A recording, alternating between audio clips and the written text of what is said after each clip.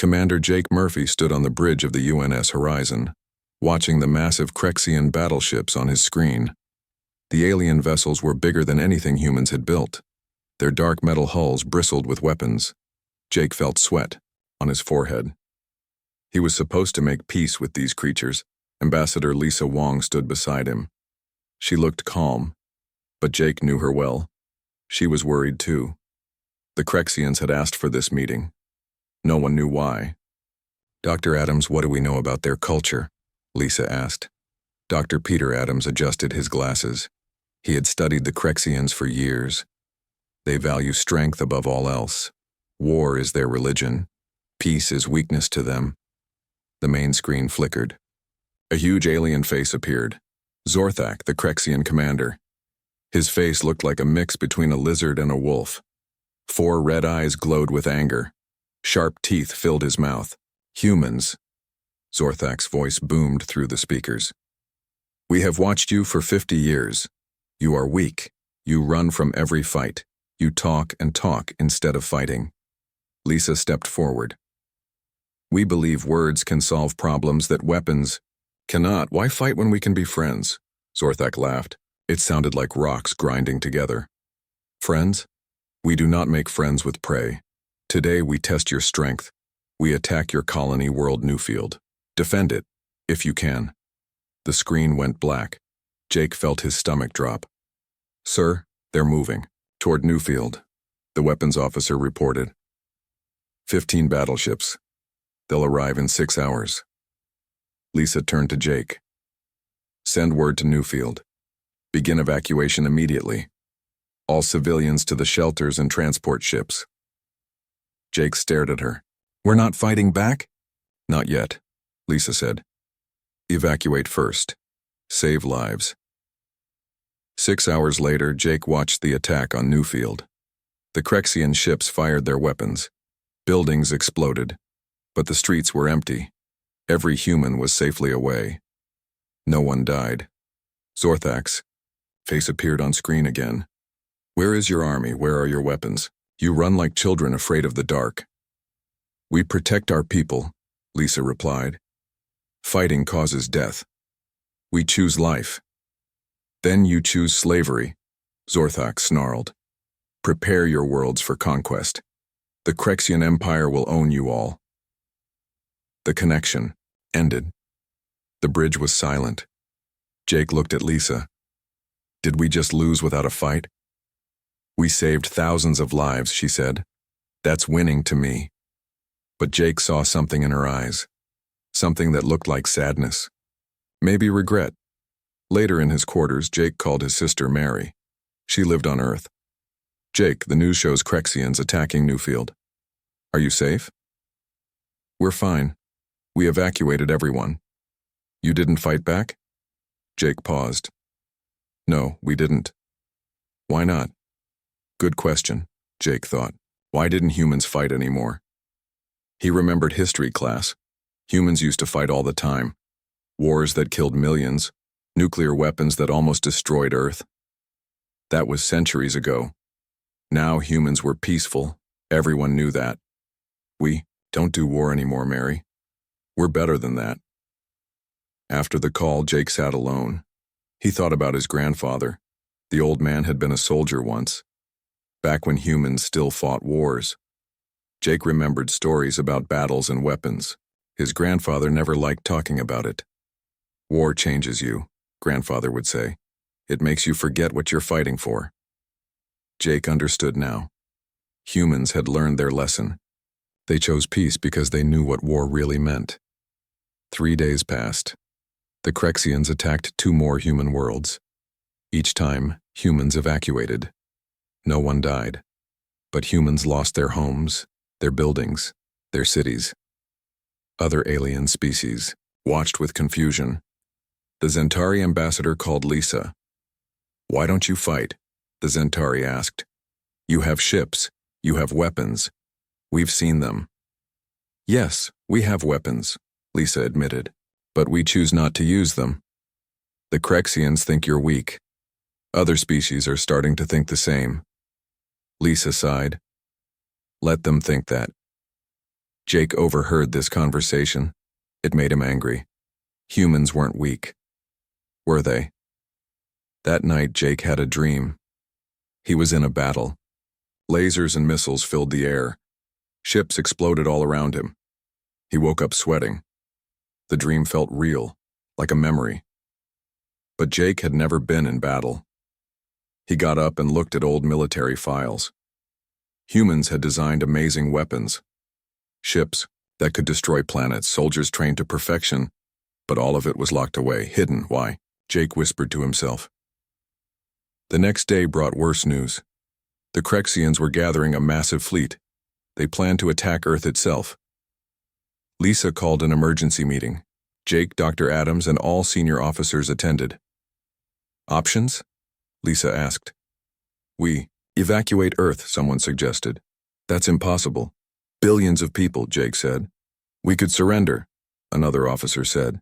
Become part of their empire. Jake stood up. We could fight. The room went silent. Everyone stared at him. We have weapons. Jake continued. We have trained soldiers in our history. Why don't we use them? Lisa looked at him sadly. Because we know what happens when humans fight wars, Jake. We almost destroyed ourselves once. We promised never again. But what if we have no choice? Dr. Adams spoke up. The choice is always there. We choose peace. Jake sat down, frustrated. He didn't understand. How could they let the Crexians take everything without fighting back? That evening, Jake visited the ship's database. He looked up old military training programs. They still existed, locked behind security codes. He found videos of human soldiers. They moved like dancers, fought like tigers. These didn't look like weak people. He found records of weapons that scared him, bombs that could crack planets, ships that moved faster than light, computers that could hack any system. Humans had all of this, and they chose not to use it. Jake realized something. Maybe humans didn't avoid conflict because they were weak. Maybe they avoided it because they were too strong, because they knew what they could do. But the Crexians were coming for Earth. Soon humans might have no choice but to show what they really were. Admiral Kate Harris sat in the war room deep beneath Geneva. She hadn't been here in 20 years. The room looked different now. Dust covered old screens. Chairs were faded. This place was supposed to be history. General Roy Carter entered.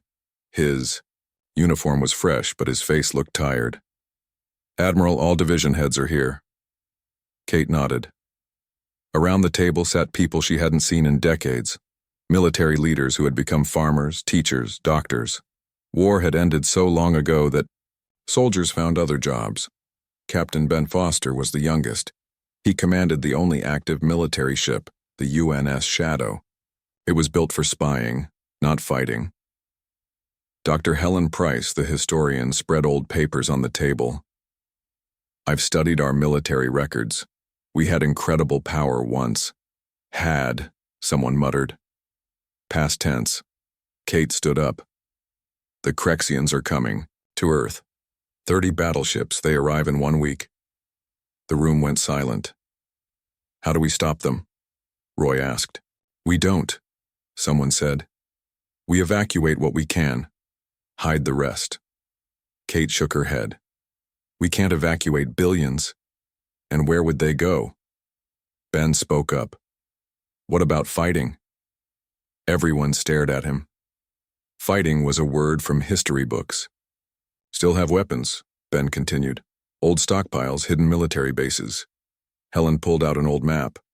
Here, here, and here. 50 secret bases around the solar system, built during the Cold War. Forgotten but still functional. Kate studied the map. Bases on the moon, on Mars, even on asteroids. Each one had weapons, ships, supplies. Waiting in silence for 50 years. The people won't understand, Roy said. We've told them war is evil. We've built our society on peace. War is evil, Kate agreed. That's why we stopped fighting. But sometimes evil comes to you. Helen opened an old book. I studied why humans became peaceful. After World War III, after nuclear weapons almost destroyed Earth, we made a choice. Never again. She turned pages showing destroyed cities, millions dead, children crying, soldiers with empty eyes.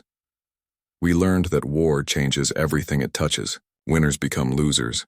Heroes become monsters. We decided to be better. Kate remembered her grandfather's stories. He fought in World War IV, the last human war. He told her about friends who died, about villages burned, about the dreams that never went away. But we kept our weapons, Roy pointed out. Why? In case, Helen said simply. In case we had no choice. Ben brought up new information on his tablet. I've accessed the hidden military networks. Our weapons still work.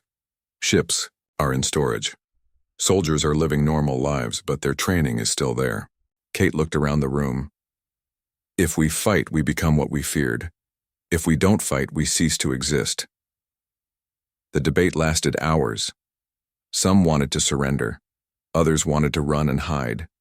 A few, like Ben, wanted to fight immediately. Finally, Admiral Kate Harris made the decision. We prepare for war, but we keep trying for peace. Over the next 3 days, secret messages went out across human space.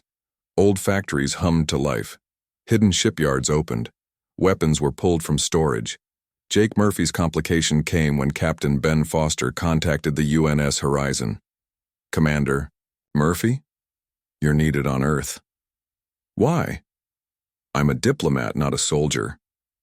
Your grandfather was General Murphy, war hero. We need someone who understands both sides. Jake felt cold. His grandfather had never told him about being a general.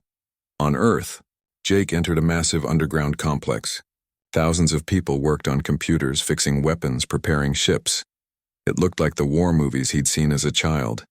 Admiral Kate Harris greeted him. Your grandfather built this place. A backup plan, in case humans ever needed to fight again. She showed him old videos. His grandfather in uniform giving speeches to soldiers, planning battles. This wasn't the gentle old man Jake remembered. He never told me, Jake whispered. None of them did. They wanted their children to grow up in peace. They never wanted us to need this. In the medical bay, Dr. Helen Price showed Jake something shocking. We found old military training in human DNA. Muscle memory passed down through generations. Soldiers who haven't fought in 50 years still remember how. She demonstrated with a retired teacher.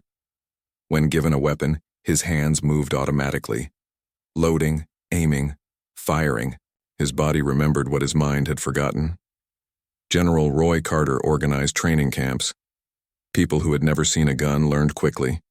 Too quickly. It was like the knowledge was already there, sleeping.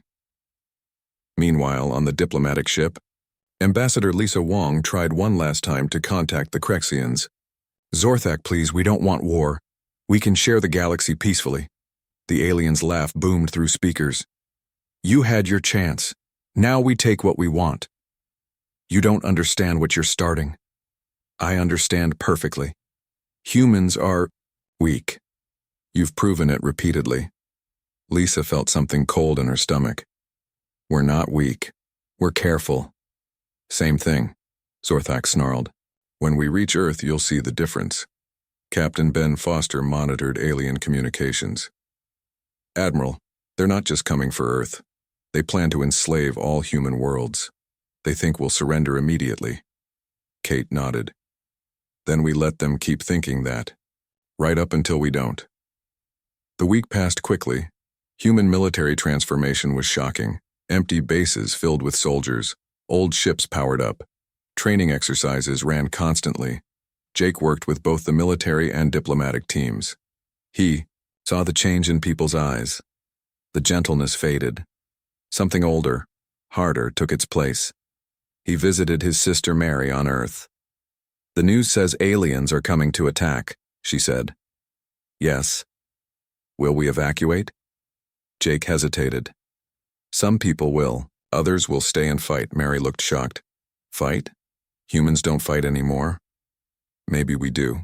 Maybe we always could. That night, Kate Harris held a final meeting. In 2 days, the Crexians arrive. We'll be ready. But remember, we're not doing this for glory.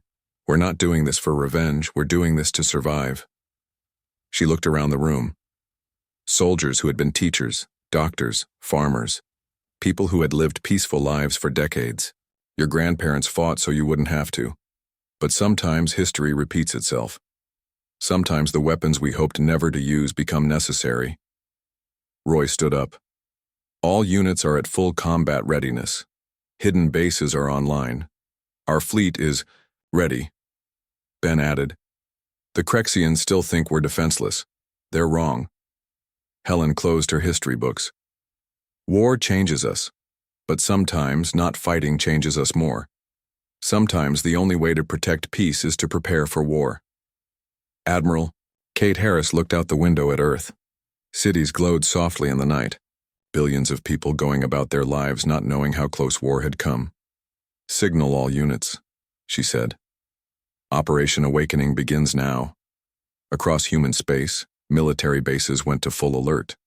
Soldiers donned armor they'd hoped never to wear. Ships prepared for battles they'd prayed would never come.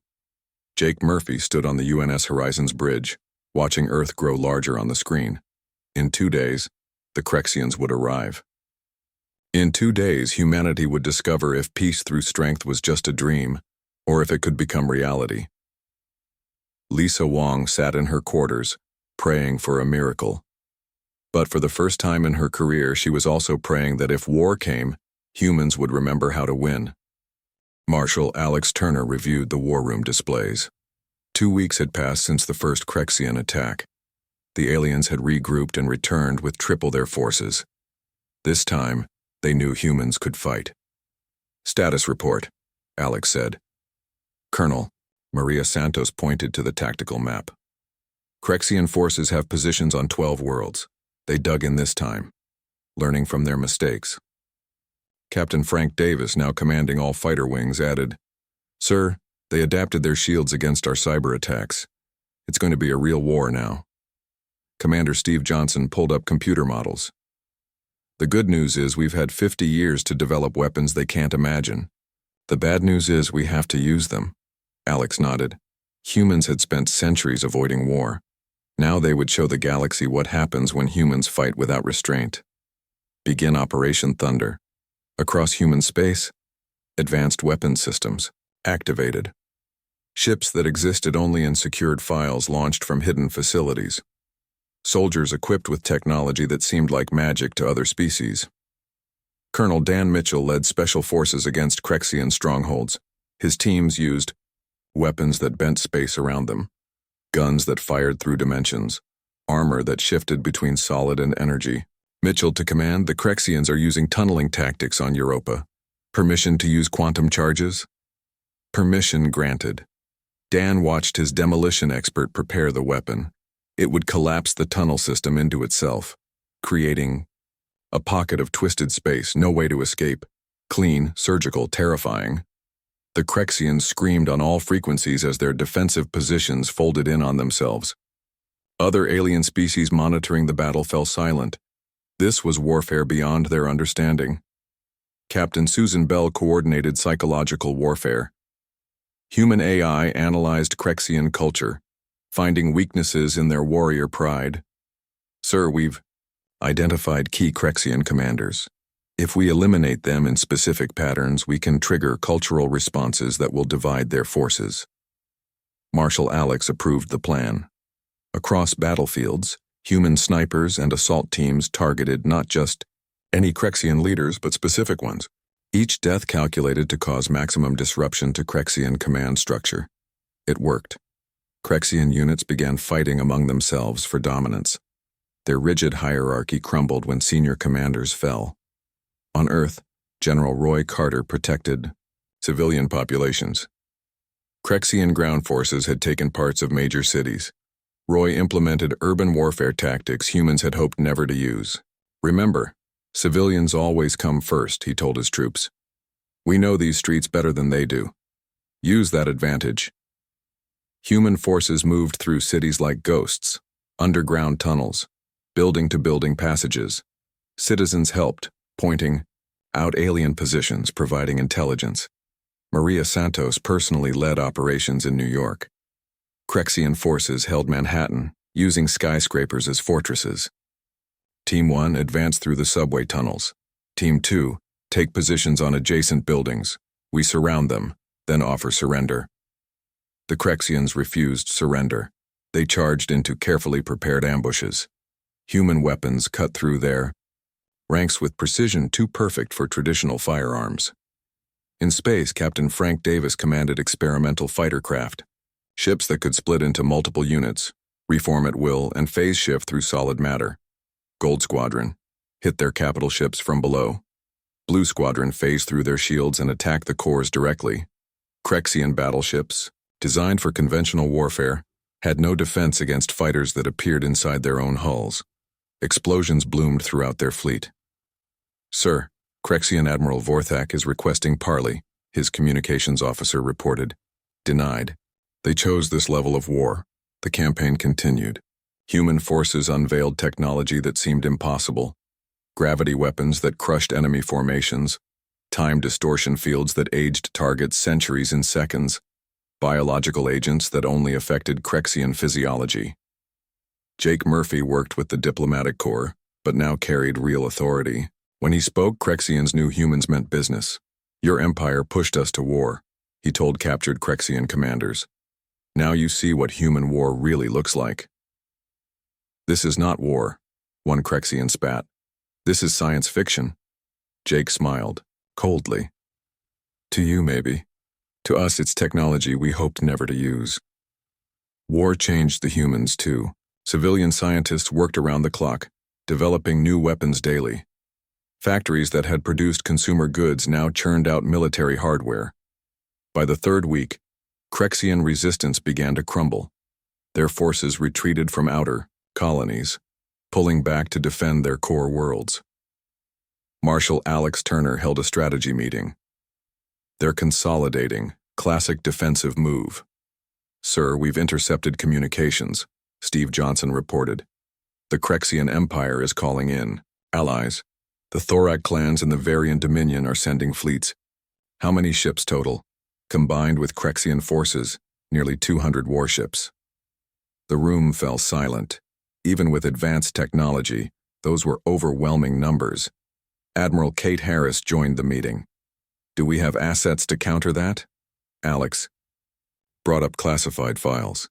"We have 3 doomsday platforms, automated weapon systems built during the Cold War. We swore never to activate them." "Unless we had no choice," Kate finished. "Unless we had no choice," Alex agreed. The decision was made. Across the system, massive machines awakened. Space stations that had drifted dark for decades suddenly blazed with power. Each platform could destroy entire fleets. But humans had learned from their past. The platforms had built-in limits. They could destroy enemy forces without annihilating planets or civilian populations. When the Allied alien fleet arrived, they found human forces ready, not just ready, eager to demonstrate why humans had avoided war for so long. The battle was beautiful and terrible. Human ships moved like dancers, impossibly fast and precise. Alien vessels, built for traditional warfare, struggled to respond. The doomsday platforms activated when the Allied fleet tried to overwhelm human positions. Beams of pure energy carved through enemy formations. Shields designed to stop normal weapons simply didn't exist against this technology. Colonel Maria Santos led ground operations on the main Crexian world. Her forces had evolved beyond traditional soldiers. They moved like shadows, struck like lightning, and disappeared like mist. Intel reports Crexian population centers are vulnerable. We could end this war in hours, her second-in-command reported. Maria shook her head. "No, we're not monsters. Military targets only." That decision, multiplied across all human forces, showed the galaxy something unexpected. Humans fought with overwhelming force but maintained their principles. They didn't target civilians. They accepted surrender. They treated prisoners according to international law. Other alien species watched in amazement. Humans possessed weapons that could sterilize worlds but chose not to use them, could destroy entire civilizations but targeted only military assets. "Sir, we're receiving communications from neutral species," Jake reported to Marshal Turner. "They want to mediate." "Let them." The mediation was held in neutral space. Representatives from dozens of species attended. The message was clear. Humans had won. Completely. Totally. But now what? Marshal Alex Turner addressed the assembly. The Crexian Empire made a choice. They saw our peaceful nature as weakness. They were wrong. War with humans isn't about victory or defeat. It's about survival. Zorthak, now just one general among many captured commanders, spoke. "We understand now. You could destroy us all. Why don't you?" "Because we remember what war costs," Alex replied. "We remember what it does to the winners, not just the losers. We fight to protect, not to conquer." In deep space, the combined alien fleets surrendered. Earth celebrated. But it was a strange celebration. People were proud, but also sad. They had proven they could fight. They had also proven they didn't want to. Captain Ben Foster watched his fighter squadrons return home. Young pilots who had grown up in peace now knew the reality of war. "Sir, will it be different now?" one asked. "Yes," Ben said quietly. "Now they know what we always knew. Peace isn't weakness, it's a choice, the hardest choice." As battles ended across multiple star systems, humans faced a decision. Return to peace or maintain military presence? The answer came naturally. They would do both. Hidden bases would stay active but hidden. Weapons would be maintained but not displayed. Soldiers would return to civilian life but stay trained. The galaxy had seen human warfare. Now it would learn about human mercy. The eye. Two concepts, they realized, were not opposites but partners. Only those strong enough to destroy can truly choose to protect. Marshal Alex Turner looked at reports showing Crexian forces in full retreat. "Signal all units. Begin withdrawal to defensive positions. War is ending." "Sir," Colonel Maria Santos asked, "what if they come back?" Alex smiled sadly. "They won't. But if they do, they'll remember this. Sometimes the best way to keep peace is to show what happens when it's broken. We've shown them. Now we return to who we are. The war was ending, but its lessons would last for generations." President Carol Williams stood at the podium in the United Nations building on Earth. Representatives from every known species filled the chamber. The war had lasted 6 weeks. Today, they would discuss peace. Ambassador Jake Murphy sat with the human delegation. He looked different now. War had changed him. His diplomatic smile was gone. In its place was something harder, more real. Former Crexian Commander Zorthak sat on the opposite side of the room. He wore simple clothes instead of armor. Guards surrounded him, but they were there to protect him from other aliens, not to keep him prisoner. Dr. Peter Adams opened the session. "Before we discuss terms, we need to understand what happened. Why did the Crexians attack? Why did humans respond the way they did?" Zorthak stood up slowly. "We thought you were weak. 50 years of watching you avoid conflict, running from every fight. We believed you had forgotten how to war." "We hadn't forgotten," Jake replied. "We chose not to remember." President Carol Williams activated a holographic display. Images filled the air above the assembly. Human history unfolded for all to see. World War I, 20 million dead. World War II, 60 million dead. World War III, 200 million dead. Images of nuclear explosions, burning cities, refugees filled the chamber. Alien representatives watched in horror. She continued. "We almost destroyed our own world. Almost eliminated our species. So we made a choice. Never again." The display shifted to show human colonies, peaceful trade routes, diplomatic vessels. But peace required strength, Carol said. "We developed weapons that could crack planets, ships that could destroy solar systems. We created soldiers that could fight in any environment against any foe. And you hid all of this? The Zentari ambassador asked. We locked it away, Jake answered, hoping never to use it. Zorthak stared at the images. You could have destroyed us at any time. Yes. But destruction isn't victory, it's just an end. Dr. Adams pulled up military records. Human war doctrine evolved beyond simple conquest. We study psychology, culture, sociology. We understand that lasting victory comes from changing minds, not just destroying armies. Former Admiral Kate Harris stood. During the war, we had opportunities to eliminate Crexian worlds completely. We chose not to. We targeted only military assets. Civilian casualties were minimal. Why? A Thorak representative asked. You had superior weapons. Because we remember what war crimes look like, Kate replied. We remember what winners become when they forget their humanity. The assembly watched footage from recent battles.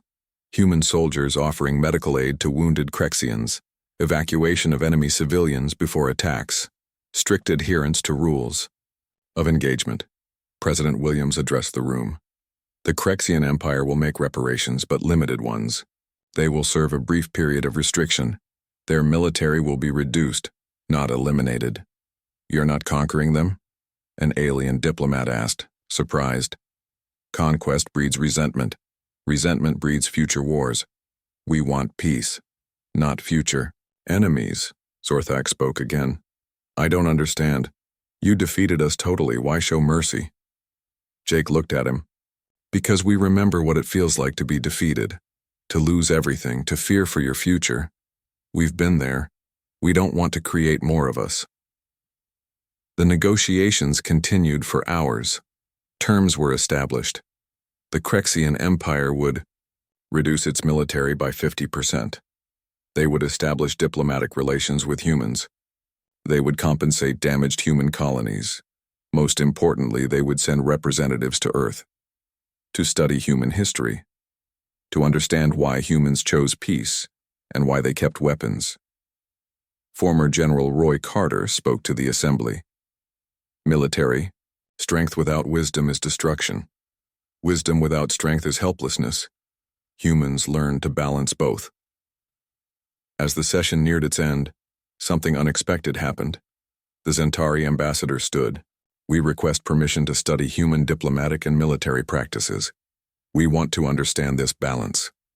Other species joined. The Thorak clans, the Varian Dominion, even the Nexari Collective requested the same. President Williams smiled, for the first time in weeks. Of course, peace is stronger when it's shared. 3 months later, Jake Murphy walked through New York City. Buildings showed scars from Crexian occupation, but reconstruction moved quickly. People went about their daily lives. The war seemed like a distant memory. His sister Mary met him for lunch. Jake, I don't understand. How do we just go back to normal? We don't go back, he said. We go forward, differently. He pointed to a group of young people. Among them was a Crexian youth studying human culture. They're here to learn. We're teaching them what we learned through blood and sacrifice. Mary nodded. And our military? Exists, trains, stays ready, but hidden again, hopefully forever. They walked past a memorial under construction. Names of those who died, both human and alien. For peace through understanding, read the inscription. In space, the UNS Horizon now carried mixed crews. Humans, Crexians, Zentari all working together. Ambassador Lisa Wong had returned to her diplomatic role, but carried more authority now. Captain, incoming message from the Crexian homeworld, the communications officer reported. The screen activated. Zorthak appeared. He had been promoted to ambassador. Ambassador Wong, we've completed the cultural exchange program. Our people now understand. Understand what? Why you kept weapons. Why you avoided war. Why you showed mercy when you didn't. Have to, Lisa smiled. And now? Now we apply the same philosophy. Strength in service of peace.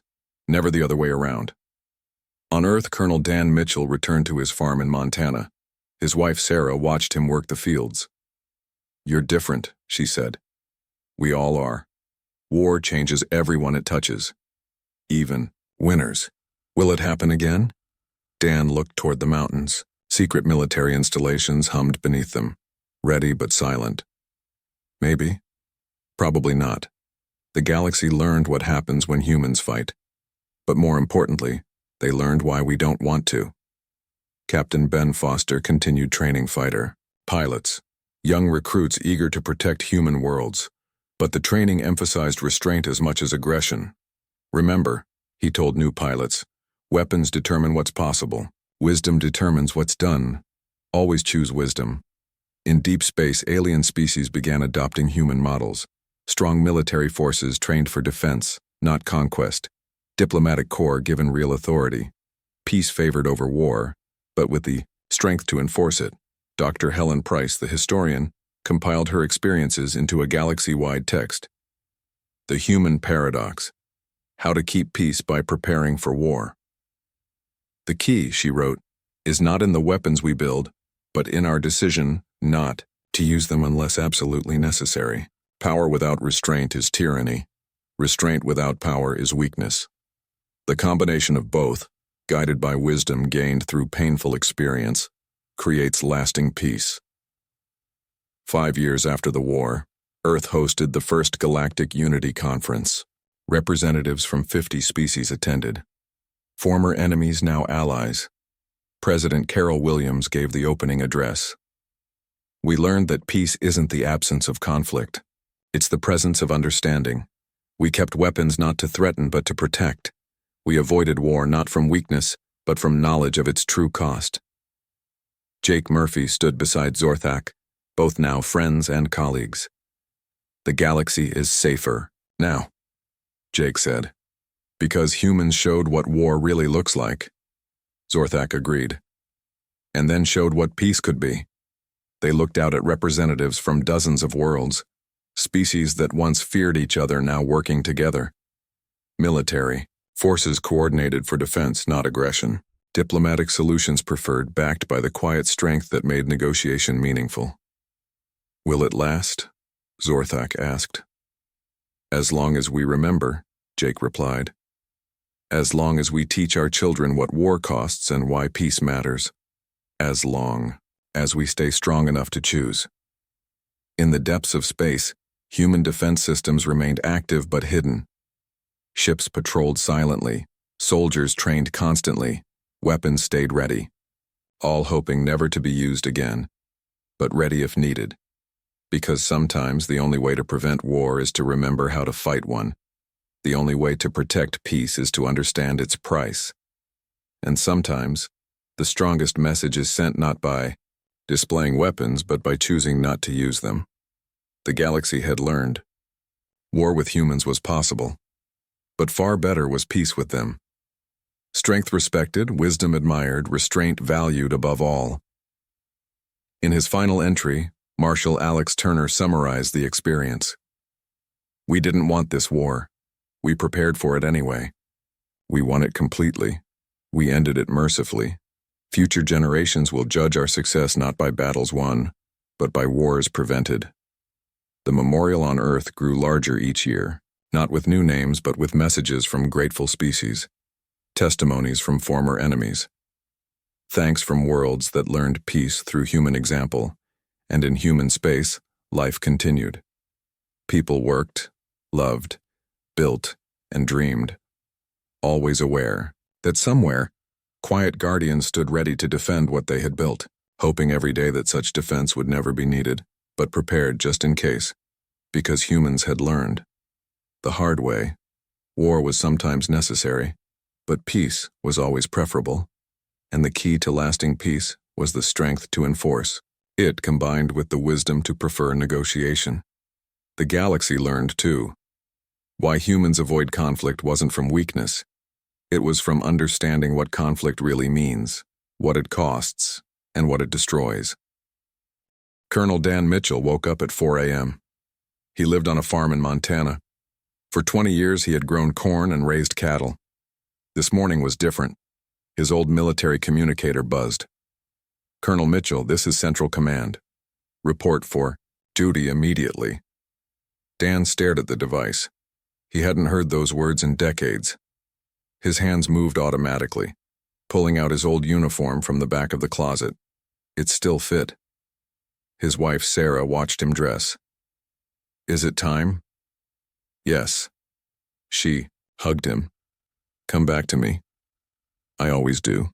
Dan drove to the local airport. Hundreds of people gathered there. Farmers, teachers, doctors, shop owners, all wearing old military uniforms, all moving with the same purpose. Lieutenant Amy Stone waited by a transport shuttle. She had been his intelligence officer.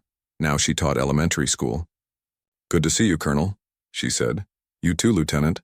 How many responded?" 98%.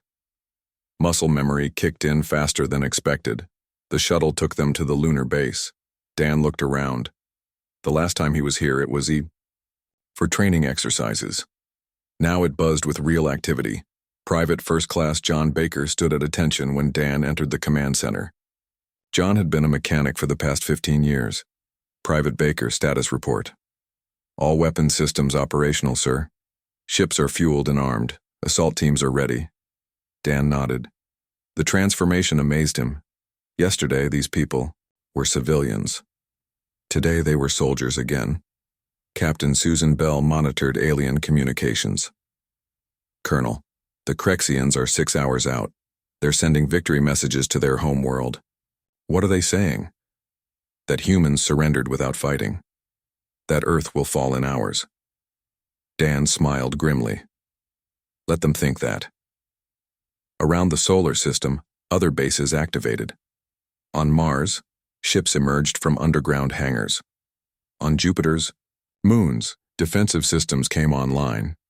In the asteroid belt, hidden weapons platforms powered up. Colonel Maria Santos commanded ground forces on Earth. Her troops spread across major cities. They set up positions in secret locations. Sewers, rooftops, underground tunnels. She called her team leaders. "Remember, we let them land first. Let them think they won." Her soldiers nodded. Many had families in those cities. They would protect them.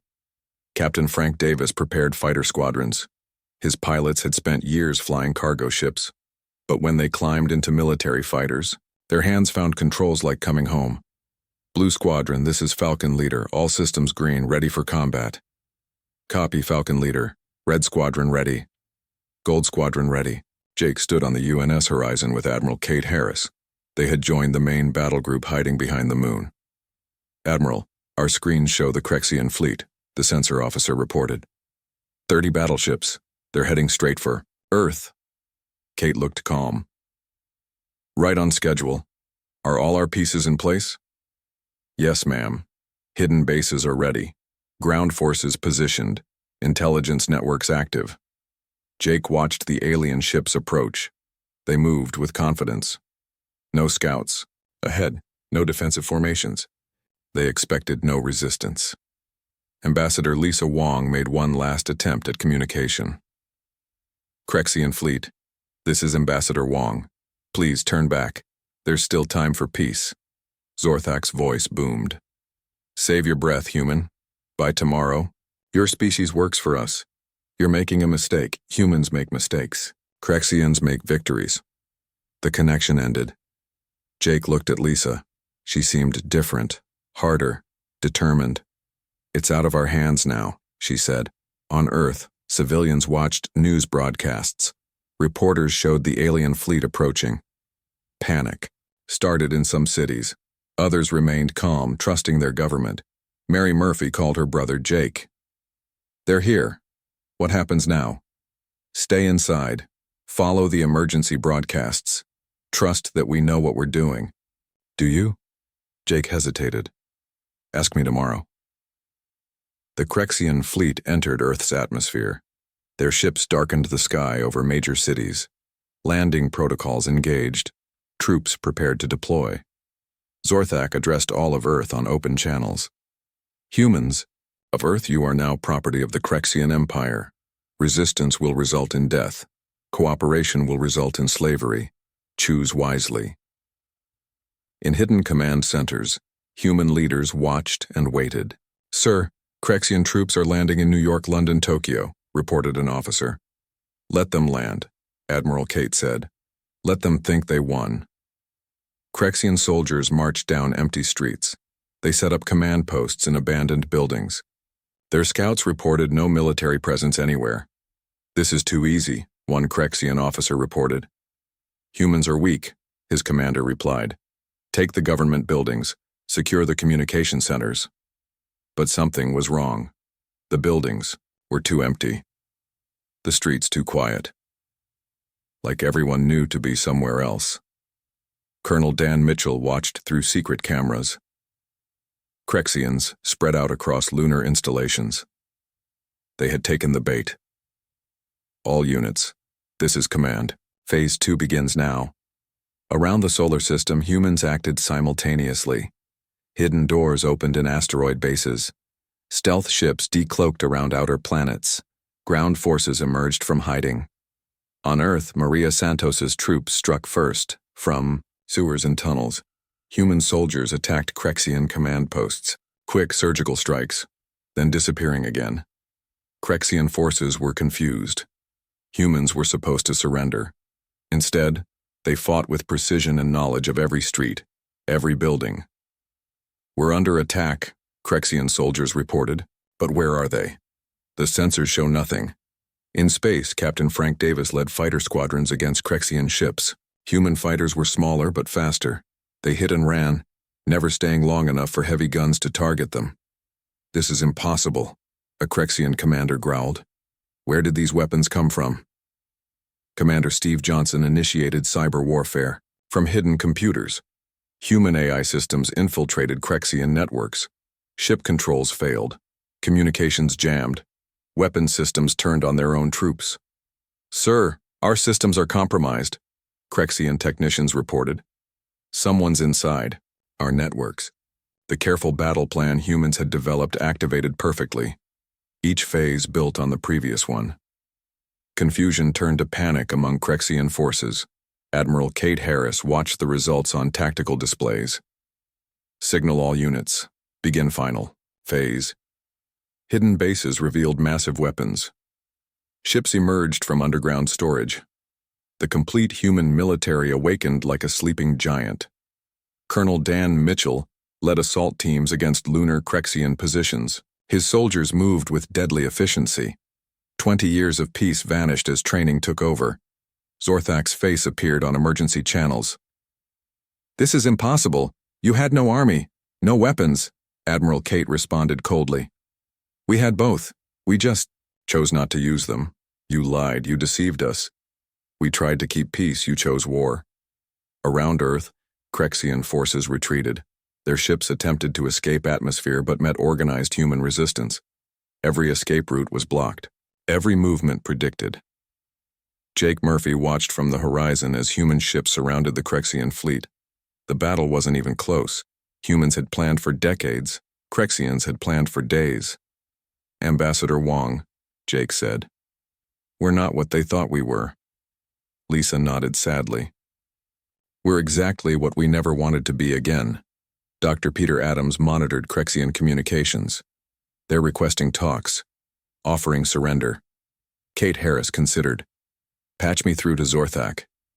The alien commander appeared, his face showing fear for the first time. "We surrender. We did not know." "Know what?" "That humans were this. We thought you were weak."